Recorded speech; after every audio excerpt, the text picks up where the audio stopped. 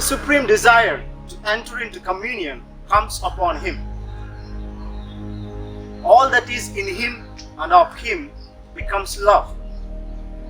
He rises higher, nothing holds him back. He dies 1,000 times over to be reborn 1,000 times. And the more he rejoices in it, the more it increases. He is always loving, yet continues to hunger still. Michael Ajmer was born in Vich, Barcelona, Spain on 29th September 1591.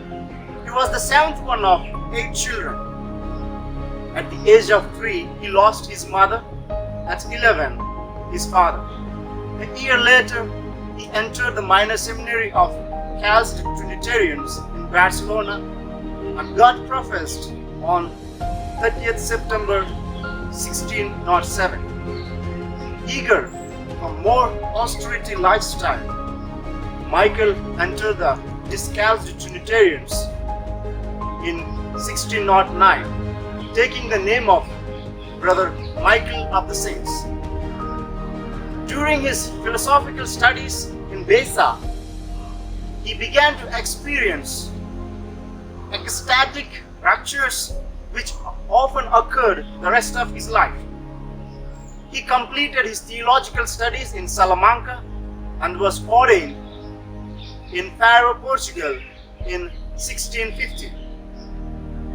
While Michael was not a renowned preacher, nor a famous professor, not a great redeemer of captives, nor a prolific writer, nor a great missionary, yet he lived out with courage the most essential vocation everyone receives from God, a life to be lived with a love for prayer and for God.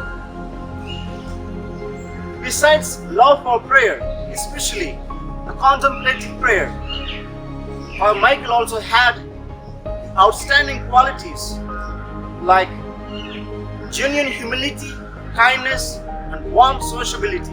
He never missed an opportunity to serve the poor or to visit the sick. He also had the time for the nobles and notables who came to seek his counsel. He wrote a mystical treatise entitled Tratado de la Tranquilidad del Alma. In it, he describes the state of soul that identifies with Christ. He states that a soul that has reached the state of perfect peace can be called angel, or even more than angel, for it possesses the qualities of an angel while still living amidst the pains of earth. It is so involved in the things of heaven and so detached from what is of senses.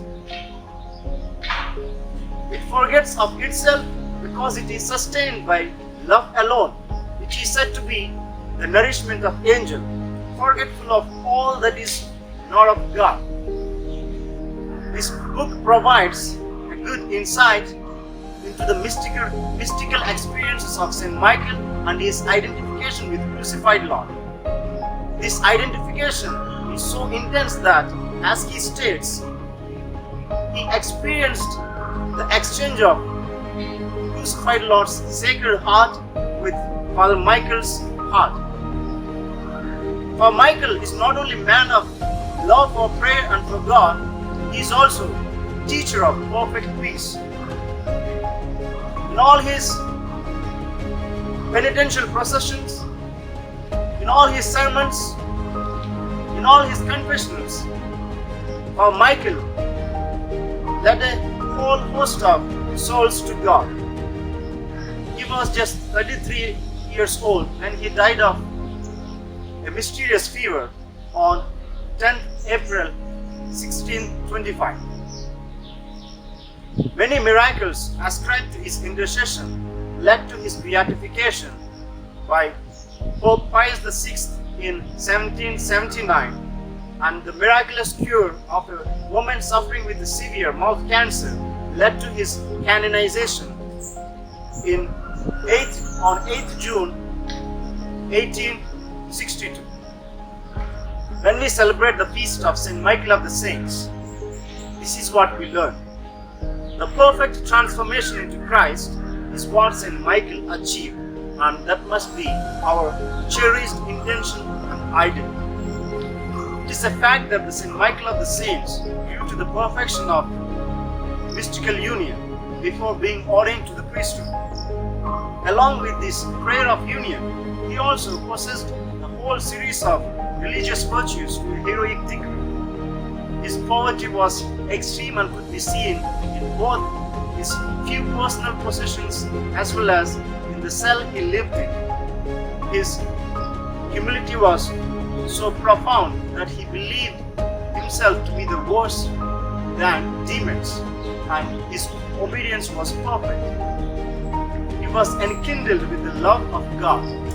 In St. Michael of the Saints, we could see the explosion of that unity of love which the Trinitarian life could and should lead us. His love made St. Michael of the Saints to be united himself to God and to possess all things in that love. By his life and experiences, St. Michael of the Saints is a stupendous example of what love can do in the spiritual transformation.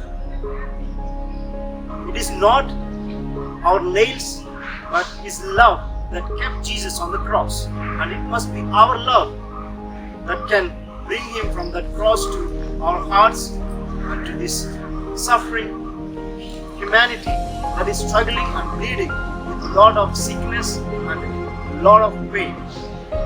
May the blessings and intercession of St. Michael of the Saints be with each and every one of us to help us achieve that perfection of love.